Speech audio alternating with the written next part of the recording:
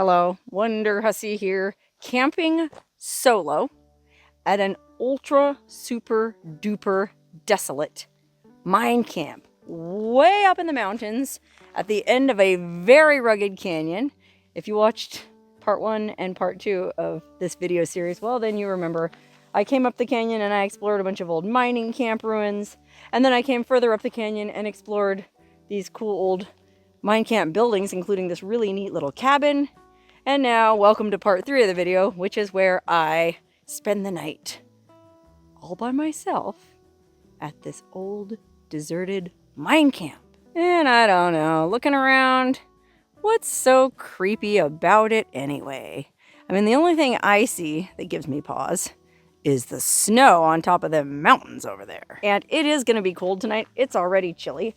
I'm boiling some water so that I'll have plenty of hot water for hot cocoa. I'm already drinking 1 mug. I might need to have another. This might be a 2 cocoa night. But even without cocoa, I've got lots and lots of blankets and a very cozy bed in my car. So I just might survive to see another day and hike up even farther in this canyon. That's right, that's why I'm spending the night here. There's supposedly some kind of cabin or structure that way, and then another one over that way, and I think one of the hikes is about two and a half miles. The other one's only about 1.5 miles. So well within my hiking range. Since it's such a nasty cold night, I might as well light up my little campfire in a can while I'm up here. Look at that. See what I mean? It's like having an instant campfire without all the mess. And it does put off a good amount of heat, believe it or not.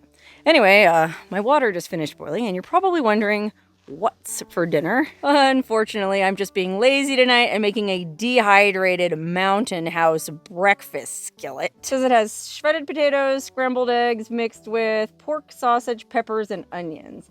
Well, I generally try not to eat pork, but I was just too lazy to really cook food, so pork it is. And the nice thing about these dehydrated meals is all I gotta do is pour in boiling water and then stir it up and then seal her closed for about 10-15 minutes and let her rehydrate. I swear, sometimes I think I must really be a man. I don't like to cook. I like drinking whiskey. I like off-roading to these weird mining camps and spending the night all by myself. Then again, I don't know very many men who like wearing makeup and showgirl costumes. So maybe I'm just a special snowflake who doesn't conform to gender expectations.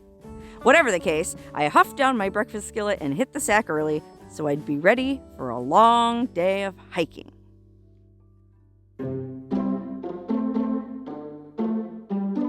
First thing the next morning, I set off in pursuit of my targets. Like I mentioned last night, there were 2 points I was trying to hike to. Some kind of structure I spotted on Google Earth about 2.5 miles southwest of my campsite, and then another point about 1 mile or so to the northwest. The first point didn't look like much on Google, just a rectangular piece of metal that was probably just the corrugated tin roof of some old mining shed. But I'd been tipped off that the second point was a cabin of some sort. Although I was unable to confirm this visually on Google Earth, since when the satellite imagery was taken, there happened to be a big old cloud hanging right over the area, obscuring whatever lay hidden below. So of course that just made me extra curious. But since I wasn't sure there would actually be anything at the second point, I decided to hike to the southwestern point first. Even if it only turned out to be an old mining shed, at least I had visual proof that there was something there. It was a beautiful day for a hike, although it was chilly. In fact, as I passed the cabin I'd explored the previous evening, I came upon the spring that provided water for its previous inhabitants, and it was frozen solid. Good thing I had all those blankets last night. But hiking straight up that rugged canyon got my blood pumping, and I warmed up in no time.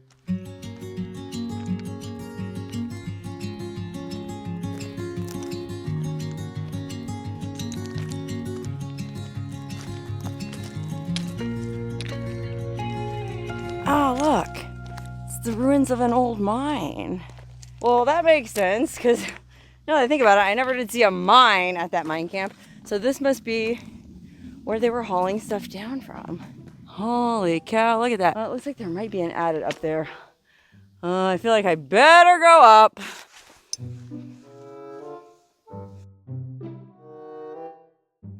Oh, wow.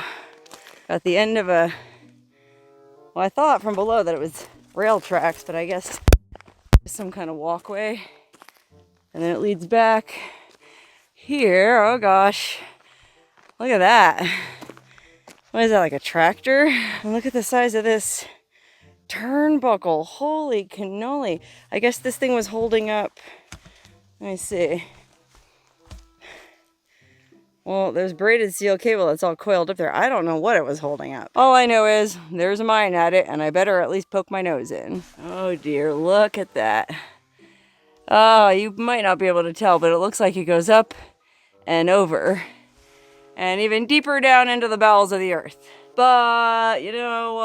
I'm hiking up here so low, I just don't think it would be very smart to go in there.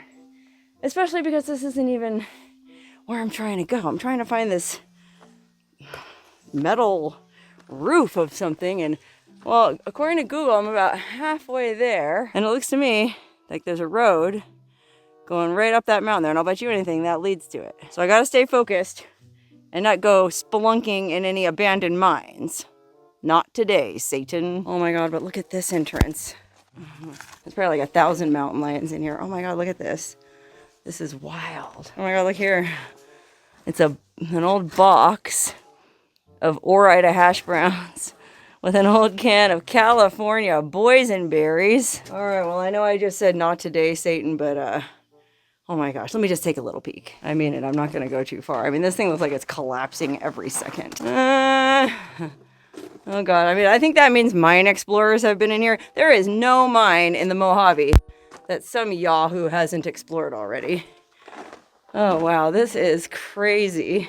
Oh, I keep saying I need to turn around, but then it's like, I want to know what's around the next corner. Oh my goodness. Okay, dead end. We can go back out. Oh, can't even see daylight yet. Yikes.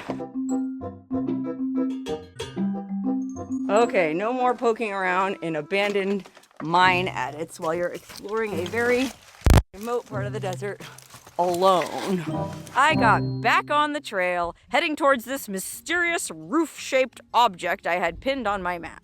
Thankfully, I'd spotted the remains of that old mining road, so I headed for that to save myself the hassle of just bushwhacking straight up the mountain. Oh yeah, look, a road, an old mining road. Boy, it's been a long time since any vehicles were driven on this road. Look at all the plants growing up. But it was still one tough hike. Though I had roughly mapped out the route on Google ahead of time, and it was only supposed to be about 2.5 miles, this was very rugged country, and it was basically all uphill. But it did provide for some spectacular views. Holy wow, look at the view from up here. That's the canyon we just hiked up. My car's parked, way down there on the last turn.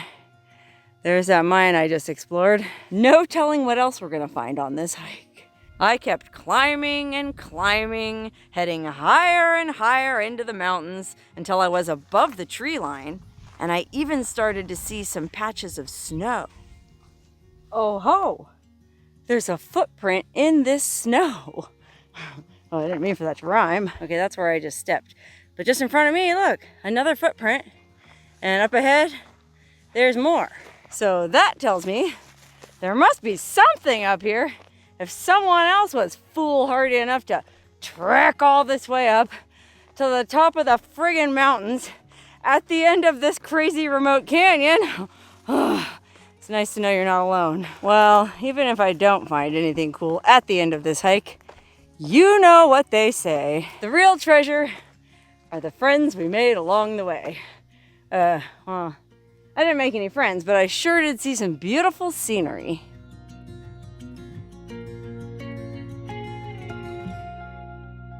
Oh gosh, still uphill, but I'm almost there. Real close, like, I don't know, like 1/4 of a mile, closer than that. Must be getting close to something, because that right there is a piece of milled lumber. Old cans. Sure sign we're getting close to something. Braided steel cable leading me up. Up, up, up. Oh, look at this. A rock cairn. That's obviously stacked up by somebody.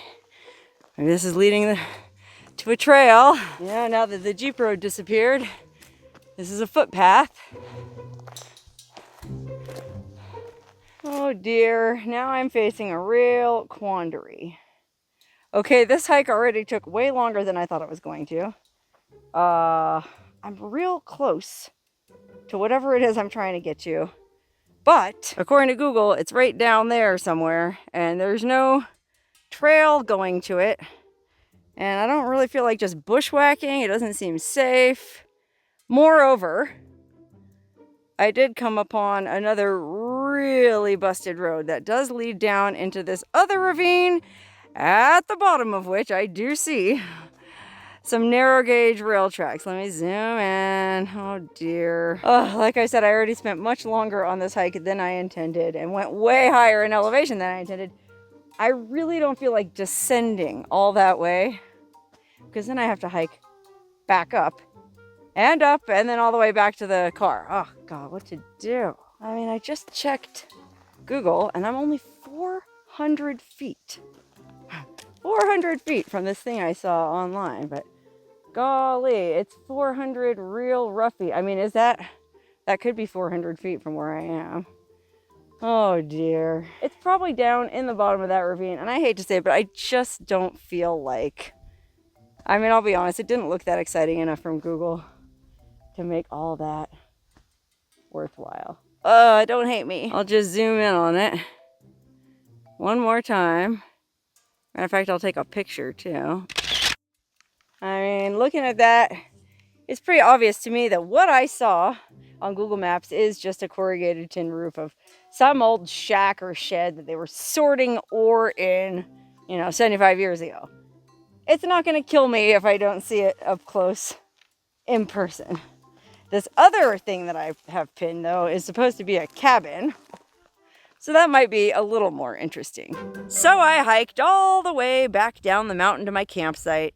And when I checked my altimeter, I found I had gained something like 2,000 feet in elevation trying to get to that corrugated hunk of junk. No wonder I was so wiped out. In fact, I was so pooped that I debated saving the second hike to the supposed cabin for the following day.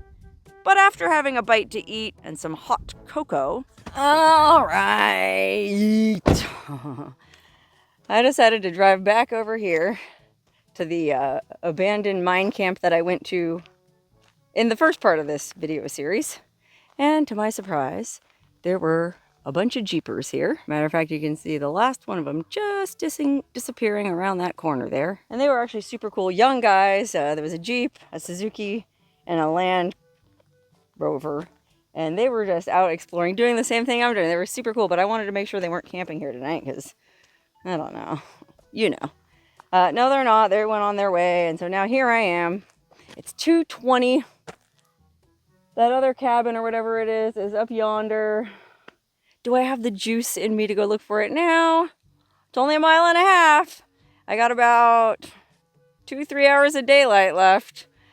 Well, I feel like I'd be a fool not to. Here we go again.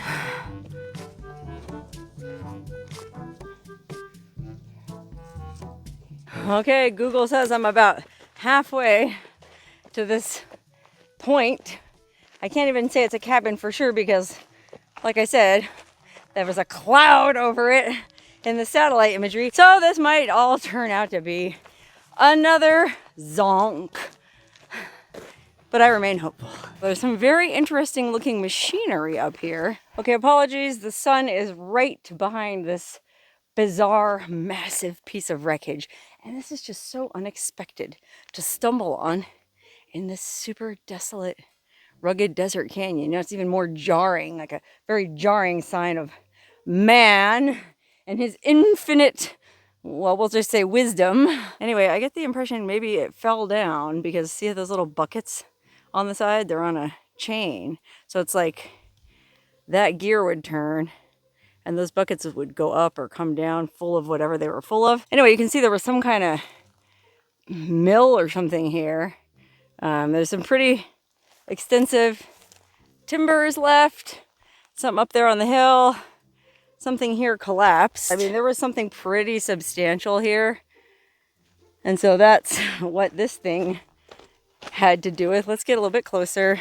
All the way around to the front here. This would have been the top. Remember, that would have been the roof. And then there's those gears and buckets. And then this, oh yeah, this was like a ore bin or whatever you call it, like a chute that stuff funneled out the bottom of.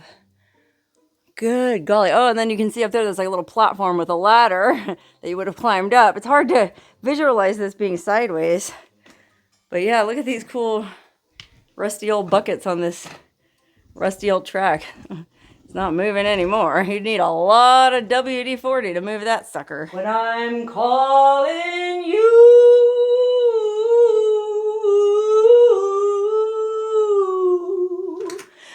Remember Slim Whitman, Mars Attacks? Wow, look at these old rails.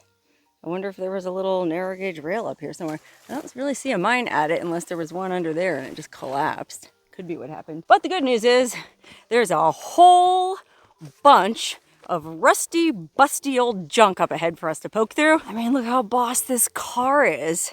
Just rusting away here. This thing must have been a beauty. Anybody watching this tell what it was?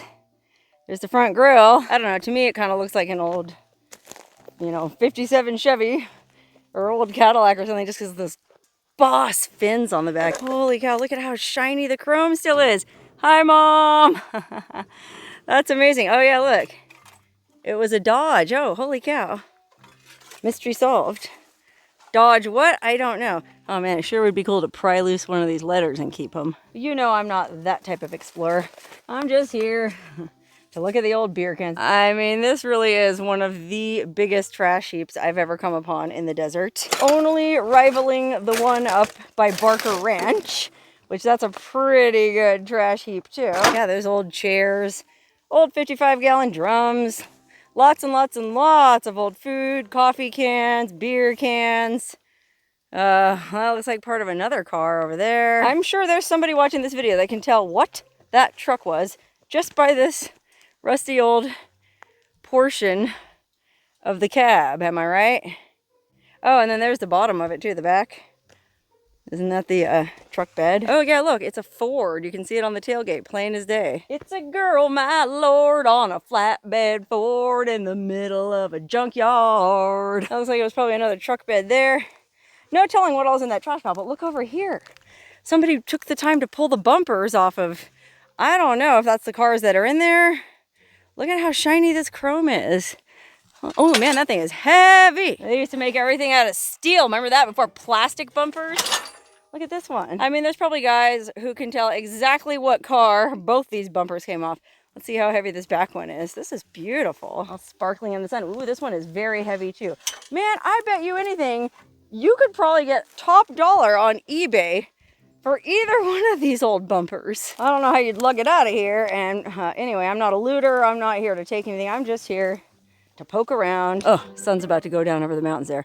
Well, that's good because the light will be more even, but that also means I can't spend forever poking around this old trash heap. According to Google, I'm still 1/10 of a mile away from the place I had pinned, so I better go check that spot, make sure I'm not missing anything. Oh, there's just stuff everywhere. There's more stuff here. It looks like this was the site of some kind of mill or mine, and well, I was gonna say they took everything that was worth money, but I don't know, aren't some of these engines worth money? Like these spark plugs here are probably some kind of super rare collectible thing that you can't get anymore, and they're worth $1,000 a piece on eBay. Everyone's probably laughing at me because A, those probably aren't spark plugs, and B, they probably ain't worth shit. Okay, well, if this cabin is here, it's got to be around this next corner. I think I'm pretty much right on this cabin. Let me make sure I'm pointing towards it. Okay, I'm facing the cabin. Let me measure how far I am from it. Measure distance to the supposed cabin. 30 feet. Okay, I'm not very good with distances, but I can definitely see 30 feet in pretty much every direction. And there is no cabin here. Uh-oh. I was just about to say, I've thoroughly explored this area. There is no cabin here. But there's another mine at it over yonder. Oh dear. Okay, I couldn't resist. I had to hike over here. And what do I get? What's my reward? Not much. I don't think there's really anything in here, but just to satisfy my curiosity. This is the last place I'm going in. There's a dead end. Ain't nothing in here. So I'm going back out and I'm going back to camp. Oof. Oof.